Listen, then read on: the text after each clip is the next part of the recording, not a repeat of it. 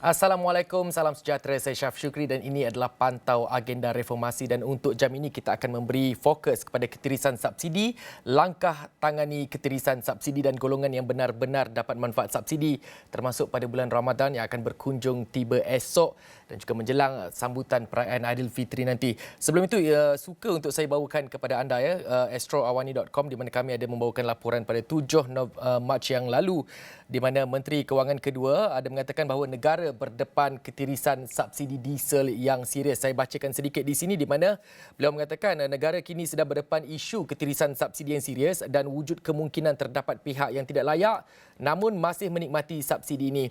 Demikian dikatakan oleh Menteri Kewangan kedua Datuk Seri Amir Hamzah Azizan dan beliau memberi contoh mengenai penggunaan subsidi diesel dalam negara dan berkata penggunaan itu adalah lebih kurang 6.1 bilion liter sebelum COVID-19 dan kini penggunaan subsidi diesel mencecah 10.8 bilion liter dan katanya berlaku peningkatan sejumlah 70% dan jika dahulu beliau berkata di sini harga yang dijual harga diesel yang dijual di stesen minyak dijual pada kadar RM2.15 untuk per liter dan untuk syarikat-syarikat dan juga mereka-mereka yang tidak layak untuk diberikan subsidi ini perlu membayar lebih kurang RM3.48 per liter. Jadi perbezaannya amat ketara dengan lebih 70% katanya di sini. Namun saya tak nak mengulas panjang, banyak yang kita nak bualkan, banyak yang kita nak kongsikan, kita nak tahukan apa sebenarnya langkah-langkah yang berkesan untuk menangani ketirisan subsidi ini.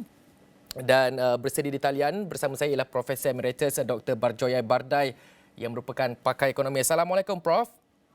Waalaikumsalam warahmatullahi wabarakatuh.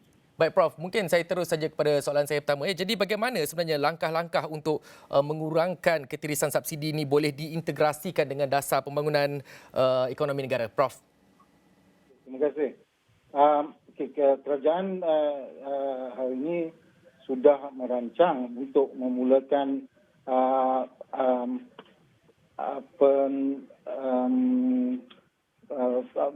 penyaluran subsidi yang bersasar.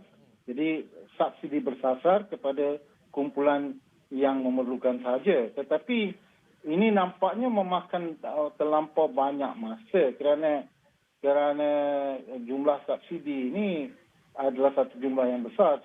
Keseluruhan subsidi diesel dan petrol melebihi 35 bilion. Jadi kemungkinannya kalaulah kita dapat mengatasi ketirisan dalam subsidi diesel dan petrol daripada 35 bilion itu kita dengan mudah boleh menjimatkan 10 bilion dan itu boleh menjadi satu langkah pertama. Mana 10 bilion itu adalah jauh lebih tinggi daripada anggaran kenaikan cukai perkhidmatan yang diperkenalkan yang hanya akan memberikan pertambahan 3 bilion kepada pendapatan negara misalnya. Baik, Prof. Okey, saya teruskan ya Prof. Jadi cabaran utama sebenarnya Prof dalam bagi pihak kerajaan dan juga pihak pemegang taruh sebenarnya dalam melaksanakan langkah-langkah bagi mengatasi ketirisan subsidi ini Prof. Cabaran utamanya.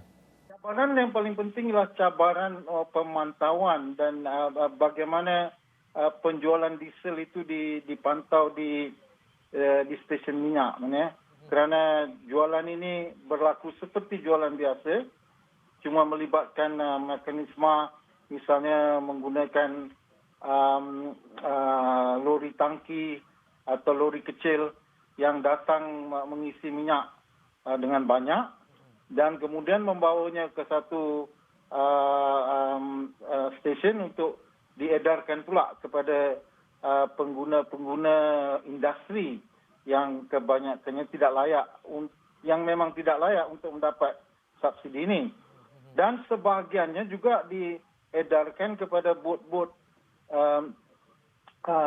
luar untuk diseluduk ke luar negara. Jadi ini yang menyebabkan ia tidak boleh dikawal kerana kaedahnya seperti nampak biasa tetapi bila diperincikan dia ada satu mekanisme yang menyebabkan dia boleh dilakukan dengan mudah. Baik, itu kita menyentuh mengenai cabaran. Kita nak melihat dari lingkup ruang kerjasama mungkin boleh dimainkan oleh pelbagai pihak dalam membantu kerajaan mengatasi masalah ketirisan ini. Jadi bagaimana Prof melihat ya peranan sektor swasta sebenarnya dalam usaha mengurangkan masalah ataupun isu ketirisan yang membarah ini, Prof? Itulah saya melihat bahawa mungkin kita selama ini mengatakan bahawa subsidi ini hanya untuk kumpulan B40. Jadi kumpulan M40 dan T20 merasa terpinggir dan mereka lah yang melakukan mekanisme sebegini untuk masih terus mendapat faedah.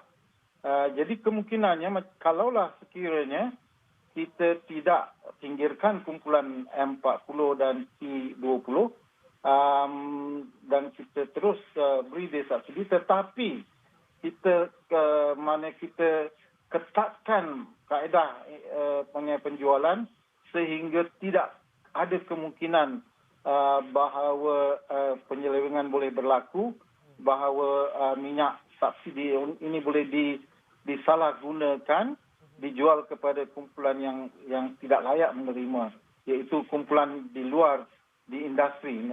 Mengapa industri tidak layak mendapatnya? Ialah kerana industri melakukan aktiviti ini sebagai satu perniagaan. Jadi mereka memang sepatutnya tidak mendapat subsidi. Baik, Prof. Saya juga nak menyentuh mengenai kita tahu esok umat Islam di Malaysia akan menjalani ibadah berpuasa di bulan Ramadan, dan pada 10 Mac yang lepas juga iaitu semalam ya, kami ada melaporkan di mana lesen syarikat pembungkusan semula minyak paket dibatalkan. Saya petik sedikit di sini. Menteri Perdagangan Dalam Negeri dan Kos Sara Hidup Datuk Armizan Mohamed Ali mendedahkan akan ada beberapa syarikat pembungkusan semula minyak paket akan dibatalkan lesen selepas didapati terlibat dalam ketirisan subsidi barangan tersebut.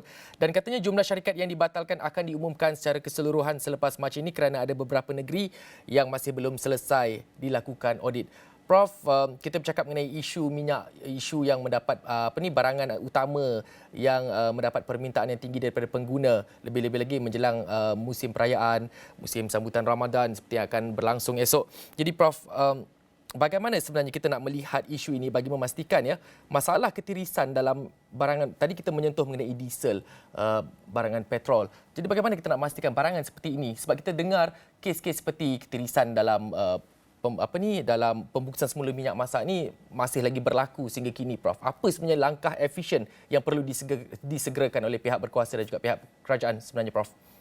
Okay, diskriminasi dalam harga di antara minyak paket dengan minyak di dalam tong atau dalam botol adalah agak besar, yang menyebabkan ada kemungkinan untung yang besar untuk mereka yang berupaya membeli minyak yang sepatutnya menjadi minyak bungkus dan menjadikannya minyak dalam botol. Jadi ini memberikan peniaga-peniaga untuk cenderung melakukan aktiviti ini. Dan ini maknanya berlaku kerana kita menggunakan ramai peniaga-peniaga kecil dan sederhana yang membungkus minyak-minyak ini di dalam bungkusan. Jadi ada setengah peniaga yang merasakan bahawa satu jalan cepat untuk meningkatkan pendapatan ialah untuk tidak membungkus minyak ini ataupun menjual minyak bungkus ini kepada kumpulan lain pada harga yang lebih tinggi daripada harga pasaran, dan kemudian minyak itu dipindahkan atau diubah menjadi minyak dalam botol. Dan ini menyebabkan isu kerana maknanya pasaran kepada minyak paket adalah lebih tinggi daripada pasaran kepada minyak botol. Baik, Prof. Kita dah menyentuh tadi, Prof dah komen panjang mengenai isu tersebut, masih lagi menyentuh mengenai isu lesen syarikat pembungkusan semula minyak paket dibatalkan. Tadi saya bertanya kepada Prof bagaimana masalah ini boleh diatasi kerana ini antara satu isu yang dilihat berlaku masih belum ada penyelesaian yang jitu untuk membasmi masalah ini. Jadi Prof, bagaimana sebenarnya kalau dilihat daripada peranan pihak kerajaan, kita dah cakap mengenai peranan pihak kerajaan dan juga pemegang taruh, bagaimana peranan pengguna sendiri dalam memastikan ketirisan tidak berlaku dan juga hal ini dapat diadili supaya mereka yang benar-benar memerlukan ataupun golongan sasar yang benar-benar layak untuk mendapat bekalan seperti ini sampai kepada mereka, Prof. Okay, kepada pengeluar sebenarnya, kalau kita kerajaan boleh mengambil inisiatif, dia membeli minyak daripada pengeluar untuk jumlah minyak paket yang ditentukan. Jadi dia akan dapat minyak paket terus dan kemudian dia hantar ke peniaga-peniaga kecil dan kemudian dia boleh mewujudkan satu sistem perekanan di mana peniaga-peniaga kecil ini akan mengakaunkan berapa banyak yang dijual dan bilangannya. Ini boleh memberikan kita statistik tentang ada kemungkinan bahawa minyak ini dijual kepada orang persendirian ataupun kepada peniaga lain yang meraih keuntungan. Dan kepada pengguna, mungkin ini yang memerlukan satu perhatian. Kalau pengguna boleh mendapatkan minyak ini secara khusus daripada syarikat pemasaran kerajaan yang juga banyak wujud dan melalui peniaga-peniaga yang dianggap lebih baik seperti syarikat hypermarket Maidin misalnya, ini mungkin akan memberikan keyakinan lebih kepada kita dan yang bahawa dia tidak disalahgunakan. Tentulah masih ada nanti masalah-masalah dalam proses ini, tapi ini merupakan tweaking proses yang boleh dibaiki.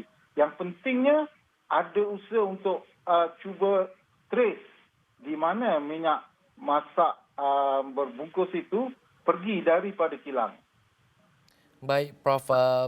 Kita nak berhenti rehat seketika, tapi sebelum tu saya nak petik sedikit artikel yang saya kongsikan tadi di astrawani.com yang bertajuk lesen syarikat pembungkusan semula minyak paket dibatalkan. Saya nak petik apa yang dikatakan oleh Menteri Perdagangan Dalam Negeri dan Kos Sara Hidup yang mengatakan bahawa untuk minyak paket ini sejak Oktober tahun lalu hingga penghujung Mac ini, KPDN tengah sedang membuat audit untuk melihat sejauh mana keberkesanan program ini, sebab kalau lihat dia berdasarkan kota yang ada sebenarnya ada sebanyak 60 juta paket minyak masak di pasaran pada kota 60,000 tan metrik. Tetapi apa yang berlaku, masih ada isu minyak masak paket tidak mencukupi dan sebagainya. Jadi kita tahu ada 60 juta paket minyak masak setiap bulan sebenarnya. Itu yang dikatakan oleh Datuk Armizan Muhammad Ali dalam artikel yang bertarikh 10 Mac semalam di astrawani.com. Tapi izinkan saya untuk berhenti rehat seketika. Kita nak teruskan perbincangan bersama dengan Prof. Emeritus Dr. Barjoya Bardai. Sebentar lagi kita nak memberi fokus kepada mekanisme pemantauan yang berkesan. Kita berhenti rehat seketika, bertemu semula selepas ini.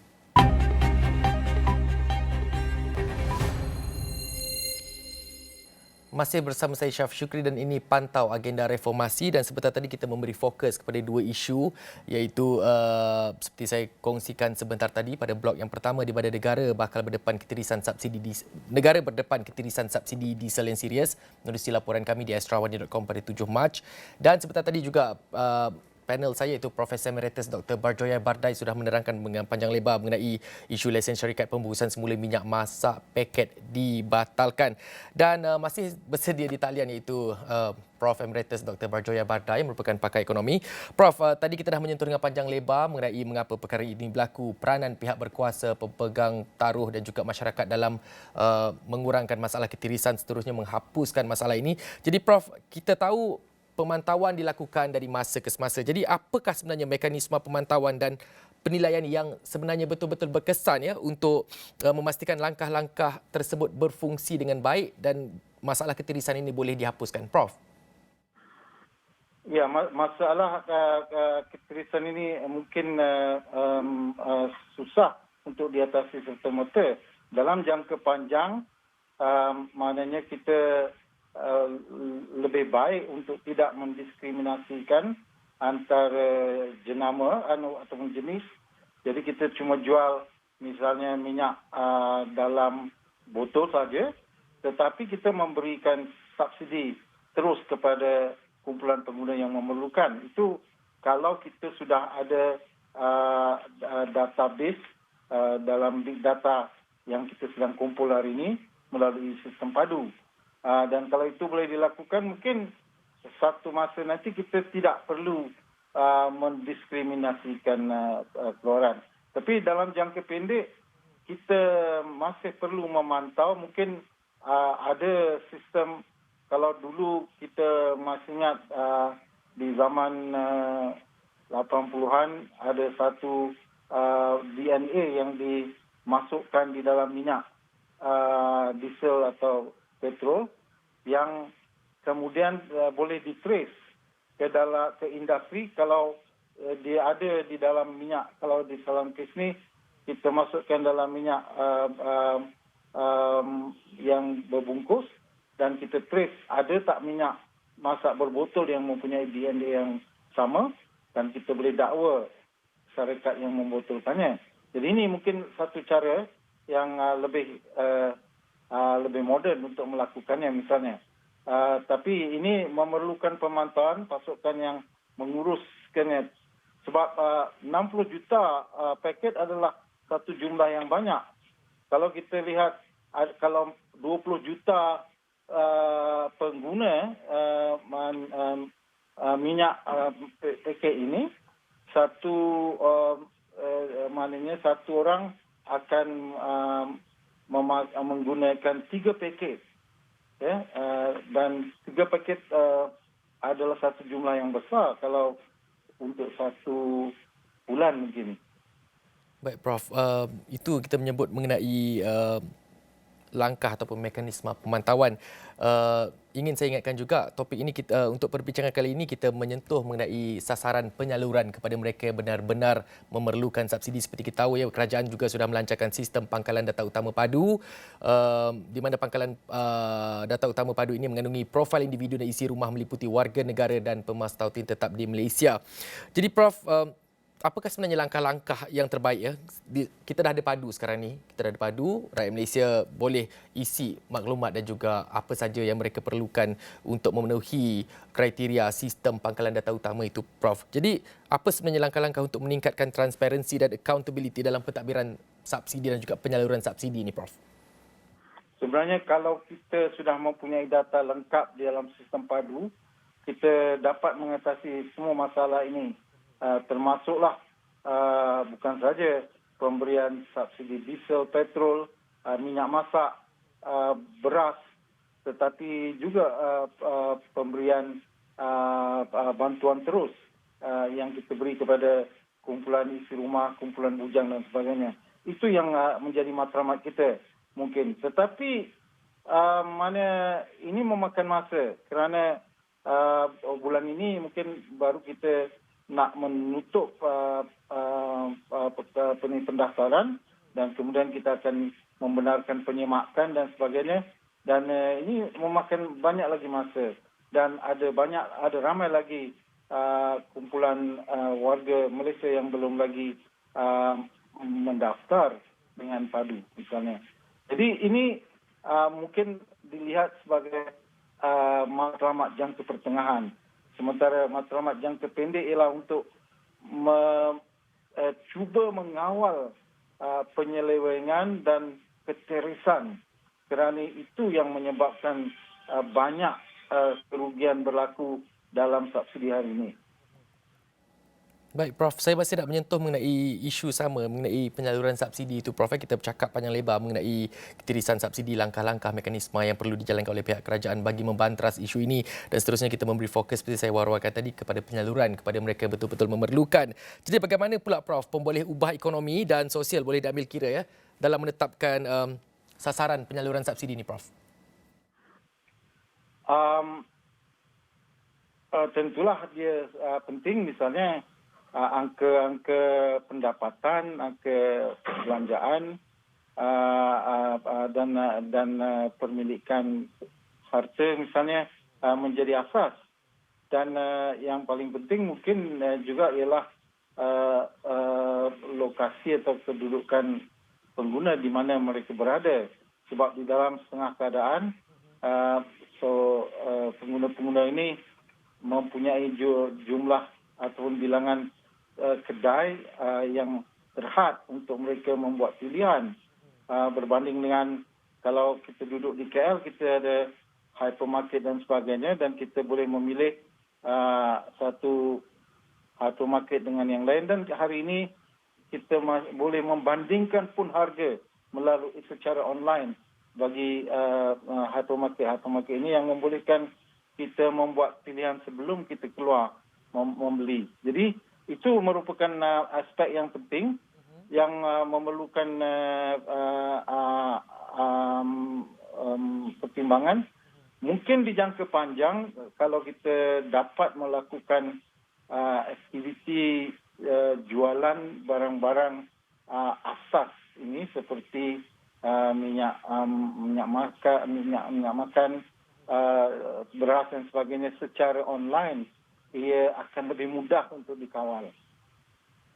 Baik Prof, ini mungkin soalan saya yang terakhir ya untuk perbincangan ini. Jadi Prof, kita dah bercakap sekarang ni mungkin saya nak sentuh sikit mengenai teknologi lah. Jadi bagaimana bentuk penambahan teknologi yang boleh membantu pemantauan dan juga mengawasi subsidi secara lebih efektif di masa akan datang, Prof?